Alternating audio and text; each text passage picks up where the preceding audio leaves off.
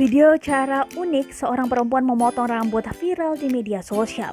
Selain gunting, perempuan tersebut juga menggunakan tutup kipas angin dalam proses memotong rambutnya. Ia mengunggah kisahnya itu di akun TikTok @farahqueen Senin 31 Mei 2021. Video yang diunggah itu mendapat sejumlah komentar dan ditonton hingga 1,6 juta kali. Perempuan pemilik kisah itu adalah Alia Farah, 19 tahun, asal Jambi. Ia memotong rambutnya di rumah pada Minggu 30 Mei 2021 lalu. Farah meminta bantuan sang ibu untuk memotong rambutnya. "Saya memang selalu potong rambut sama ibu sendiri," ujarnya saat dihubungi tribunnews.com Selasa 1 Juni 2021. Dirinya mengungkapkan biasanya memotong rambut dengan model oval. Model tersebut dipilih karena menyesuaikan dengan kondisi rambutnya. Saat ingin mencoba model rambut layar, sang ibu kemudian mempunyai ide untuk menggunakan tutup kipas angin. Dirinya tak langsung menerima ide tersebut dari ibunya, sebab ibunya baru pertama kali mencoba memotong rambut menggunakan tutup kipas angin.